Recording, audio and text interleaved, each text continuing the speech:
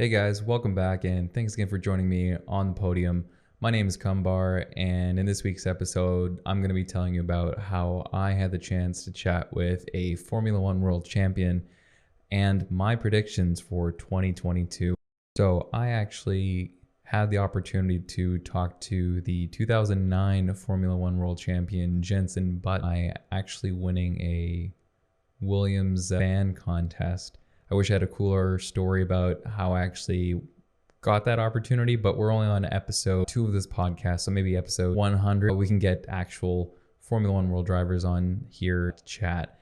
But in the meantime, it's just you and me. Back in 2011, he actually outscored Lewis by 43 points when they were at McLaren Mercedes. One of the few drivers to actually do so. A bit of a background on him. So Jenson was brought on as a senior advisor for Williams by Jos Capito, the current team principal, similar to how Nicky was an advisor for Mercedes and Alain Prost was an advisor for Renault, and now Alpine. One unfortunately passed away and the other departed because he does not like the new guys that have taken over Alpine. Jenson started his career at Williams, so it's kind of coming full circle for him to go back to Williams as an advisor, where he's out there supporting the driver academy and race development. It was really nice. I'd say about 10 people through Zoom, so we could all ask a question. He could take the time to answer them. I basically asked what it was like having Jos as a team principal as compared to what it was like for when he was a driver at Williams or even as a driver at Braun GP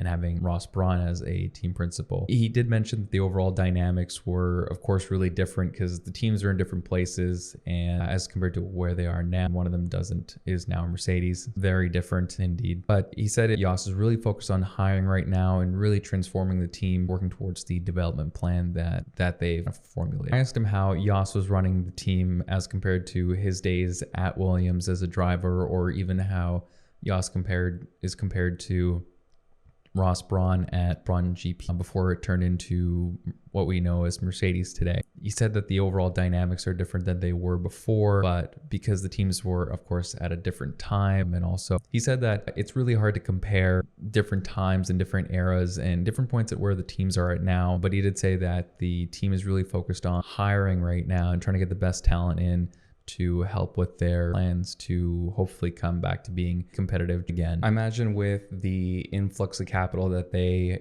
received when Dollarton purchased them just a couple years ago from the Williams family, and then along with all the cost cutting coming from shifting to purchasing parts from Mercedes rather than developing a lot of their own, and then all the money that they're getting from Dollarton to invest in the team, you have to take into account Jos has history running Volkswagen's extremely successful World Rally Championship campaign. So I think he's really focused on the long-term outlook for the team.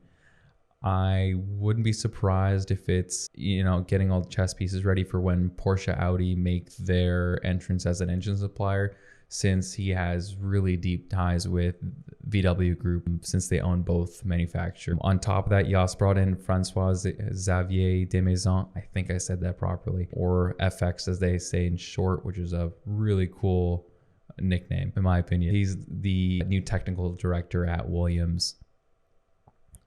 I wouldn't be surprised if he's getting the chess pieces set up for when Porsche Audi make their entrance into Formula One, considering that he has deep ties with the VW Group and the fact that the group owns both manufacturers. On top of that, Jos brought in Francois Xavier Desmaisons, or FX for short, as his Williams technical director, who had also previously accompanied him, winning those 4 World Rally Championship titles when they were both at VW.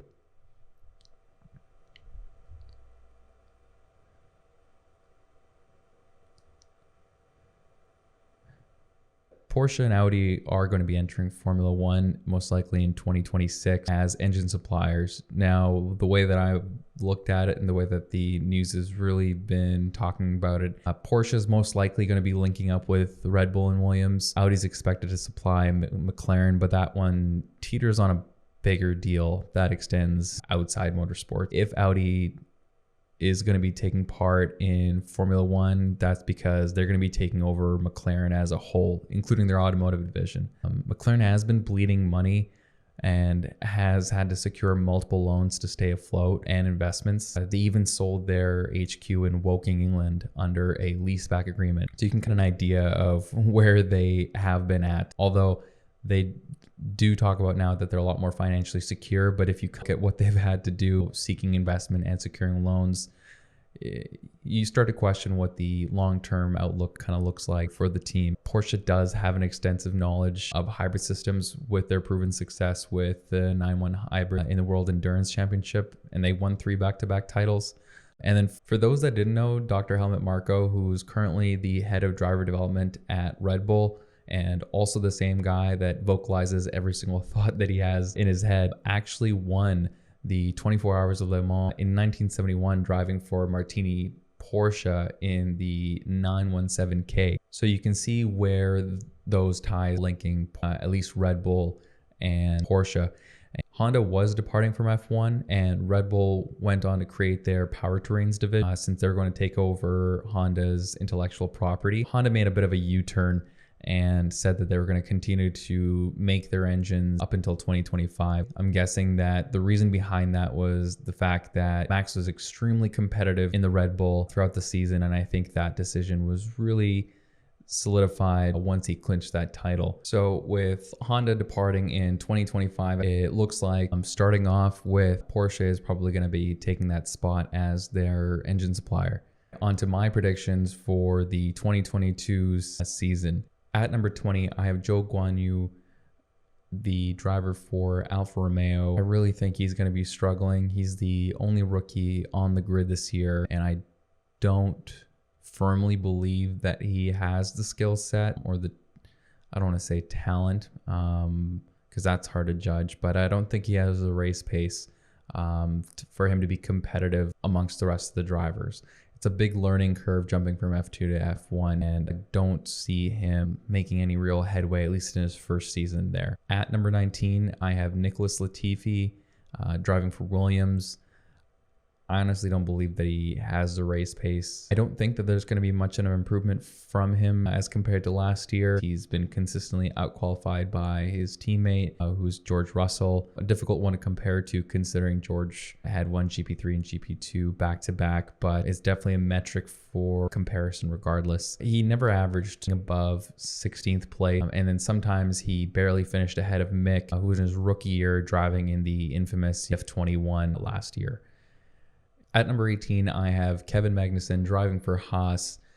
It's going to take him some time to come to grips with a new car when it comes to race day, I think. He said that he felt rather comfortable on practice, but when there's not a lot of cars on the grid, everything looks probably a lot easier. To be honest, he's no Kimi making a comeback he did for Lotus, but Kevin is good, don't get me wrong, and he does have a good amount of experience, but he has been called out quite a few times, like by his best friend Hulkenberg, so we'll have to wait and see. At number 17, I have Lance Stroll at Aston Martin. He's an extremely competent driver. We've seen him do well, get podium, scoring the points pretty consistently, but I think Aston are going to struggle overall. A lot of internal struggles in the factory right now.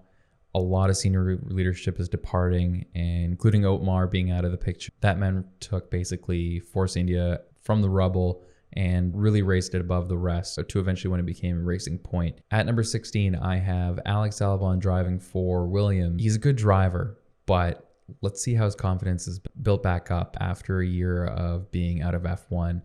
I know that he's been a crucial component of Red Bull's success last season for spending an extraordinary amount of time in the sim and testing, but everyone knows come race day, elbows are out and no one's your friend on the grid. If he's able to pick himself back up and regain his confidence in his own driving ability, if he becomes more of an assertive driver, I think he'll definitely be able to make more of an impact, but it's something I think we'll have to wait and see. At number 15, I have Valtteri Bottas at Alfa Romeo. He originally got the Mercedes seat because he knows how to make his way through the grid when he's driving at Williams. He's going to struggle with that in-house gearbox that Sauber's built, and so that they can repackage that Alpha rear end, but fingers crossed for him.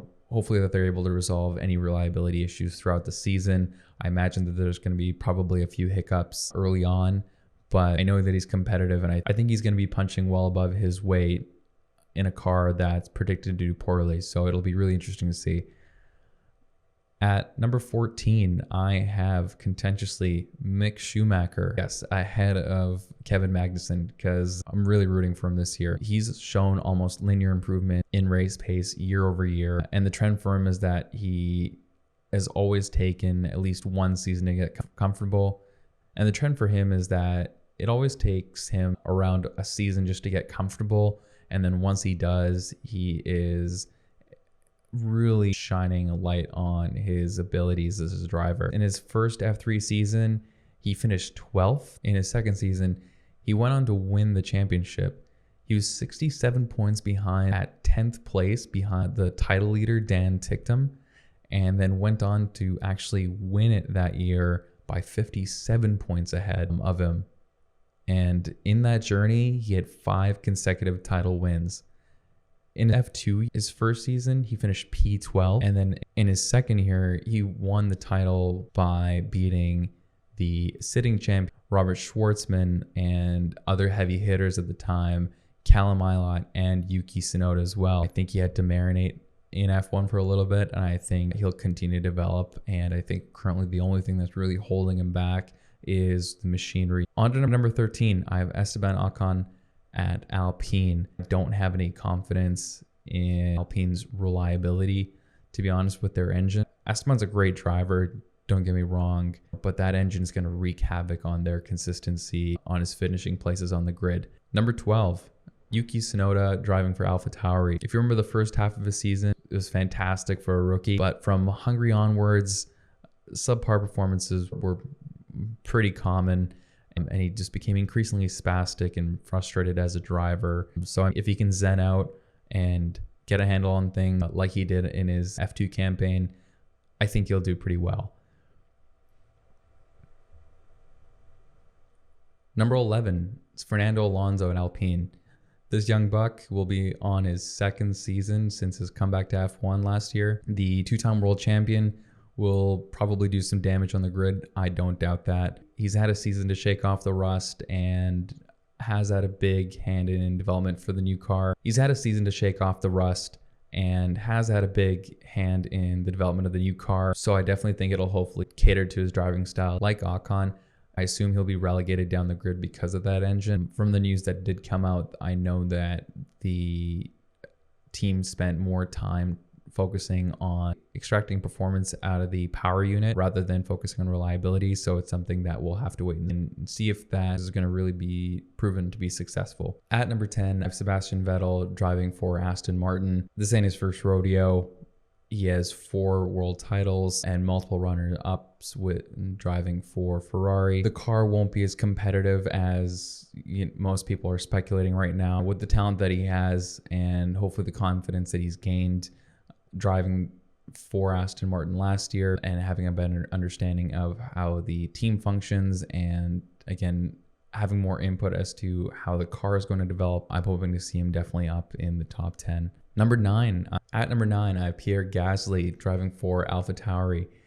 He's really made a comeback and is becoming an increasingly confident driver since he was demoted from Red Bull. I think the limiting factor for Pierre is going to be that AlphaTauri, considering it's a car made out of the Red Bull parts bin. So it's something that we'll have to wait and see. At number 8, I have Daniel Ricciardo driving for McLaren. I don't think he's going to be struggling as much as he did last year. I think he's definitely had a better handle on it. He's proven that he can adapt as well, considering what he did at Renault when he was there, which is now Alpine. Like I said before as well, similar to Vettel and Alonso, having more input in the car development to suit his driving style, I think will definitely have a major impact as well.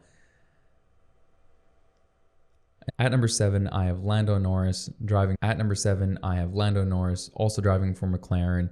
He has had an absolutely astronomical rise as that was showcased last season. This year the car seems to be struggling a lot, something that even Zach Brown, the CEO of McLaren, touched on. He wasn't even the most confident when speaking to the media about it, but Lando has the chops to be going up there wheel to wheel with all the top drivers. So I definitely think he'll still remain pretty competitive himself, though, amongst the best of the rest. At number 6, I have George Russell driving for Mercedes. Mr. Saturday now has some pretty big shoes to fill, and those aren't Valtteri shoes. It's the expectation that he's created for himself, which are extremely high. Back-to-back GP3 and GP2 champ. Like I mentioned before, I'm going to expect him to probably snag a lot of pole position, but from what I remember, at least, starts have not always been his strong suit, and in the first few laps, he does tend to drop a few grid positions, so we'll have to wait and see on that one. At number 5, I have Sergio Perez driving for Red Bull, one of my favorite drivers and also Mexico's new Minister of Defense. He'll be battling the Ferraris hard all season, I imagine. I think he will find a lot more consistency throughout the season. I definitely think that his quality sessions definitely have to improve. Pretty sure that'll be the big determining factor for how he'll end up throughout the season. We all know that he can definitely hold his own against a charging 7-time world champion. So I really don't have a doubt that he's going to be up there in the top 5. At number 4, I have Carlos Sainz driving for Ferrari. Another one of my favorites on the grid. I tweeted not too long ago that it looks like he's a bit of a late bloomer as a driver because the way that he's been driving, it's been amazing. Consistent point finishes throughout last season. I do think that he could definitely turn into a title challenger if Ferrari's continuing to trend upward. I've noticed that he's become a lot more analytical and calculated as the time goes on. It's going to definitely drive his campaign forward. At number 3, I have Charles Leclerc driving for Ferrari. Mr. Monacan't, because the man can't catch a break at his home race. The Monegasque is a generational talent like Max. We know he's quick. Very quick, and when he does have a car that's competitive, we know he can win races. He has an extremely calm demeanor, but I do kind of see him as slightly frenetic as well. Something that I noticed when some content was put out with him and Carlos by Ferrari for the fans. Something could play into a role how he handles the mounting pressure for a title win. At number 2, now I'm probably going to get a lot of heat for this. I'll officially put this out there. I'm not solely a Max fan or solely a Lewis fan. Like I said before, my favorites are Sainz and Perez, and not that they could pass off as my relatives. I just love rooting for underdogs. Max is Max, and he's going to be bringing his A game. He's going to be trying to go after that back-to-back title shot. If that Honda power unit is able to recover some of the lost horsepower because of that E10 fuel that they're using now, and then Adrian Newey's aero magic comes together, I think we're going to have a really good fight on our hands again. At number 1, I have Lewis Hamilton. I honestly think that he's going to be coming back with vengeance. He probably has the biggest chip on his shoulder, being denied that 8th world title. I've tweeted this before, and I'll say this again. It's going to be hammer time all the time this season. Even if Mercedes don't have the same performance surplus like they've had in previous years, I still think that Lewis is really going to want to be ending his documentary on a high note. So it's, again, speculation. And that's it, guys, for my predictions. Thanks again for joining me on the podium. My name is Kumbar, and I'll see you next week.